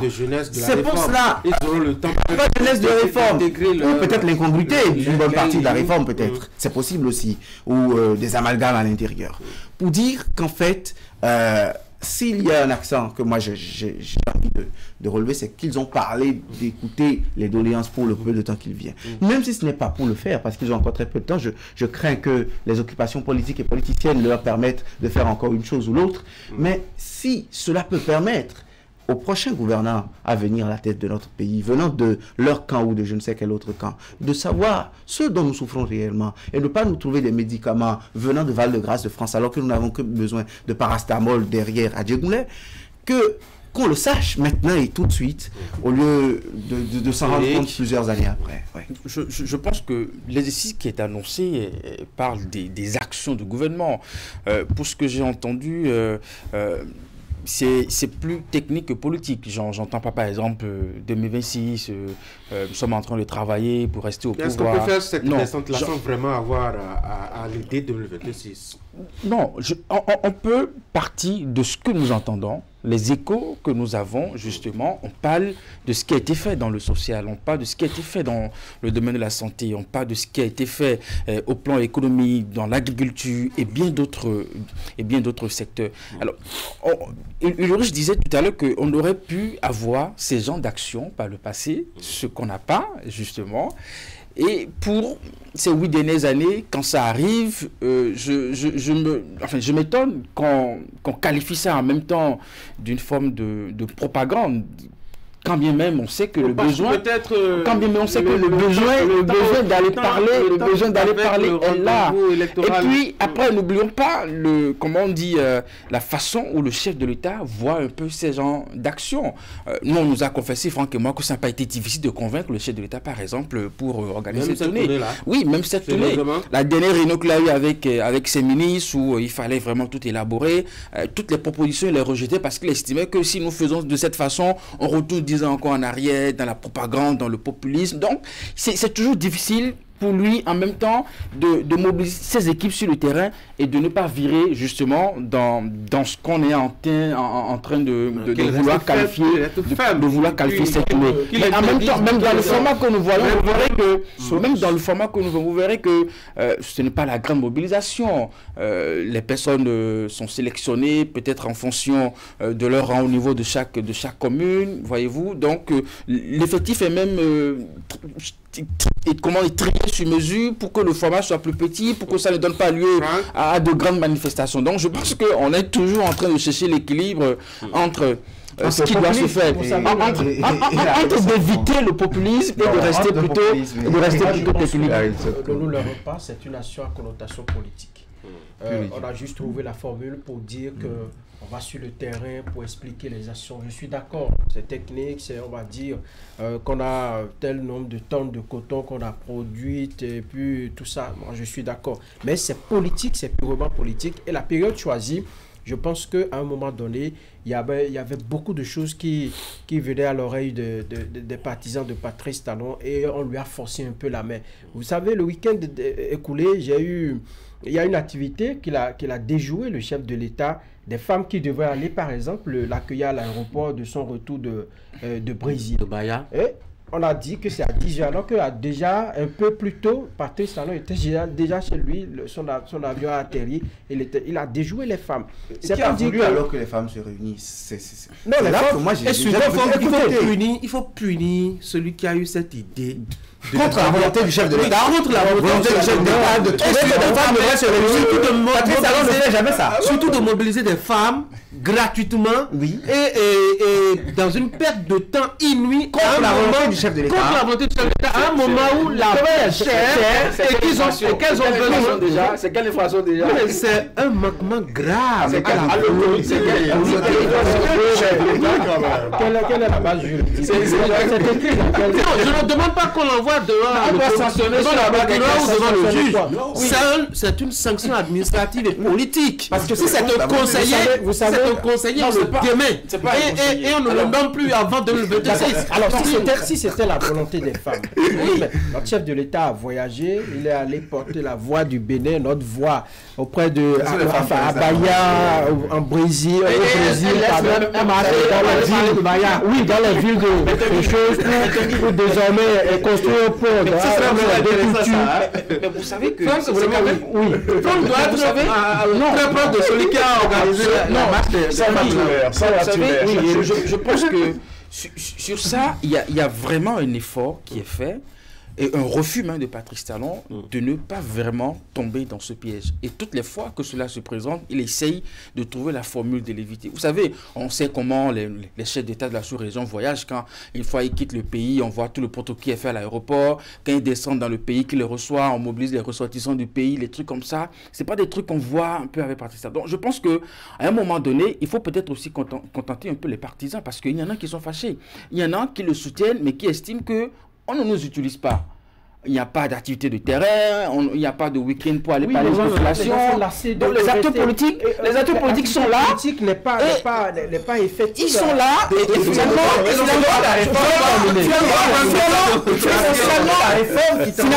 qu'il ne faut plus faire de la politique. Et finalement, alors, ils se retrouvent à soutenir un président qui veut rien. Même quand le président est attaqué, on ne voit pas des mouvements. Eric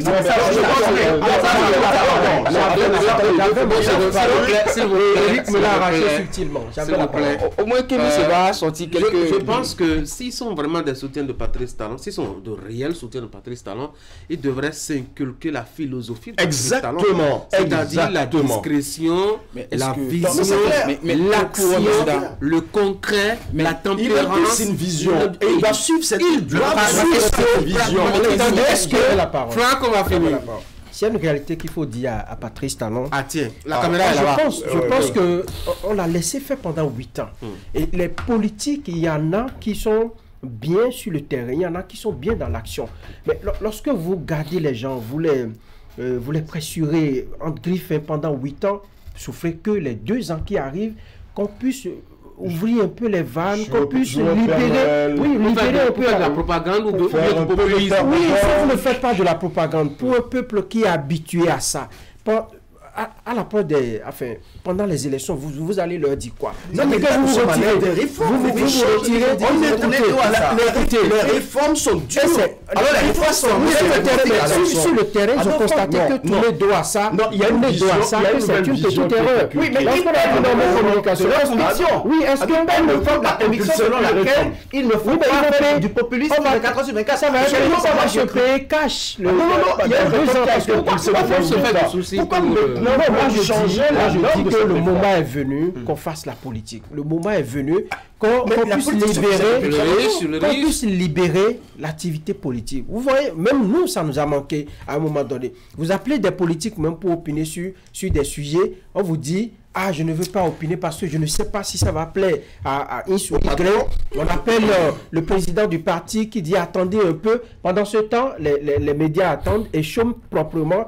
Même pour des émissions, c'est seulement ces derniers moments où on a remarqué que, bon, avec la pression des opposants sur le terrain, on a commencé par libérer petitement la parole. Moi, j'estime que si on a travaillé pendant 8 années, politique et puis action publique, tout ce que vous dites, moi je pense que tout va de pair. S'il y a un requiem à chanter pour l'option de Patrice Talon de ne pas parler, de ne pas faire du populisme, faisons le bilan, reconnaissons que c'est un échec et changeons de cap. Sinon, on paie le prix de ce pourquoi on a été engagé. Je ne parle pas forcément de populisme. Moi je dis, même il faut aller communiquer. Oui, même les activités politiques, c'est pas possible. Je puis dire sur ce plateau que Même pour cette tournée, le président Patrice Talon n'était pas d'accord. Il a fallu lui expliquer pendant longtemps avant qu'il ne comprenne le bien fondé de cette sortie, de cette invasion des 117 communes. Écoutez, le Patrice Talon que je connais, c'est quelqu'un qui reste, c'est un monsieur qui reste droit dans ses bottes. Et quand il est convaincu de quelque chose, vous ne pouvez pas lui faire démontrer. Et ça, je sais ça de Patrice Talon. Si jamais, lui-même personnellement ne savait pas qu'il y a un intérêt particulier à effectivement aller dans tous les hameaux, parler Betendi, parler d'Itamari, parler Yoruba, parler Minan, parler Nago, il n'accepterait pas que ses collaborateurs aillent sur le terrain. Donc ce qui veut dire que quelque part, lui-même personnellement, il a reconnu que cette normocommunication ne lui a pas fait du bien. Autre chose, il l'a pas dit. Autre chose, non, il l'a reconnu. Il l'a reconnu, il ne l'a pas dit facilement. Le Patrice Talon que nous connaissons, c'est quelqu'un qui laissez-moi terminer. Le Patrice Talon que nous connaissons, c'est quelqu'un quand il est ferme sur ses décisions, c'est qu'il l'est jusqu'au bout. Et l'autre chose, vous avez dit tout à l'heure que très souvent, on n'accepte pas qu'on lui dise, en fait, qu'on le soutienne. Souvenez-vous de deux différentes décisions qui ont été prises, notamment signées par le ministre Koupaki. Entre-temps, il y a une décision, il y a d'abord une sortie de certains jeunes qui l'ont soutenu, je crois, sur la tête en 2017, qui ont fait une déclaration pour soutenir le président de la République. Une note est sortie, et signée, notamment du ministre Koupaki. Entre-temps, on dit non, que le président travaille dans la discrétion et il n'a pas besoin de soutien et ne veut pas faire de la popularité. Oui, mais ça, c'est au début de mandat. Non, attendez, il y a eu deux notes qui ont été signées. Ne soyons pas amnésiques. Il y a eu deux notes qui ont été signées. Donc, une première fois, ça a été arrivé. Une deuxième fois, c'est encore arrivé. Et vous imaginez que quand c'est comme ça, les gens vont dire d'accord, ne le soutenons pas, restons tranquilles. Mais qu'est-ce qu'on constate récemment? Il y a les envolées de je soutiens, les envolées de je soutiens sont revenus. Et c'est pour vous dire simplement que nous sommes en train de vivre un revirement. C'est simplement un changement de cap que nous avons suivi. C'était houleux ce matin.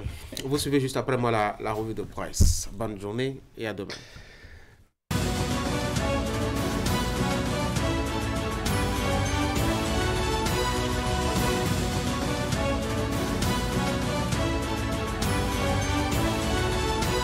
Bonjour à toutes et à tous. Démarrons ce point de l'actualité par la visite officielle du président Patrice Talon au Brésil. Le matinal nous informe que le chef de l'État séduit les investisseurs brésiliens.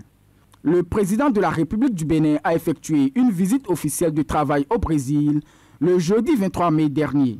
Cette rencontre lui a permis de resserrer les liens avec le Brésil et d'attirer les investisseurs brésiliens vers le Bénin. Lors de sa visite officielle du travail, le numéro 1 béninois s'est aussi rendu à Casa do Bénin, à Salvador de Bahia. À l'occasion, il a invité les opérateurs économiques brésiliens à investir au Bénin. Car pour lui, le Brésil est déjà une puissance toute faite, alors que l'Afrique reste encore une terre d'opportunités. Toujours dans le registre politique, Fraternité salue la décision gouvernementale de rapatrier les migrants béninois résidant en Tunisie. Patriotisme et humanisme, ces termes indiquent clairement la décision salutaire du gouvernement de la rupture prise en faveur des migrants béninois au lendemain du naufrage survenu sur les côtes tunisiennes. Dans un communiqué du 18 mai dernier, le ministère béninois des Affaires étrangères avait annoncé cette opération d'évacuation de ses ressortissants. Selon les informations recueillies, plus d'une centaine de migrants ont accepté de revenir au Bercail ce mardi 28 mai 2024. Le ministère béninois des Affaires étrangères s'occupe de cette opération avec l'appui de quelques partenaires. De son côté, Matin Libre nous propose une tribune sur l'homosexualité au Bénin, un phénomène qui, selon le journal, prend de l'ampleur dans une société pourtant hostile. L'homosexualité, bien qu'elle reste un sujet tabou, est encore loin d'être acceptée dans la société béninoise. Reconnue comme une vieille pratique, l'homosexualité n'a jamais été aussi flagrante qu'aujourd'hui. Au Bénin ou encore en Afrique, il y a de plus en plus d'homosexuels, lesbiennes, bisexuels, transgenres qui s'affichent.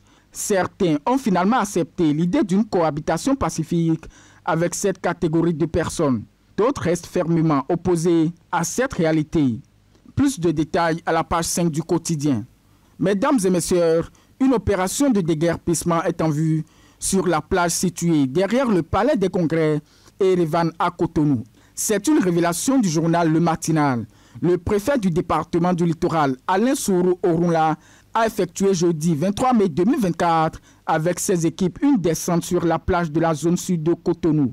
Cette descente a permis à Alain Orunla et sa suite, dans un premier temps, de constater que des travaux d'aménagement et d'extension ont été effectués par les propriétaires de ces cadres de loisirs sur le domaine maritime de l'État et dans un second temps d'exiger d'eux qu'ils se conforment aux exigences légales et environnementales qui s'imposent en la matière. Il a saisi l'occasion pour sommer certains occupants illégaux de libérer le domaine public dans un délai de 72 heures. Fin de la revue de presse de ce mardi 28 mai 2024.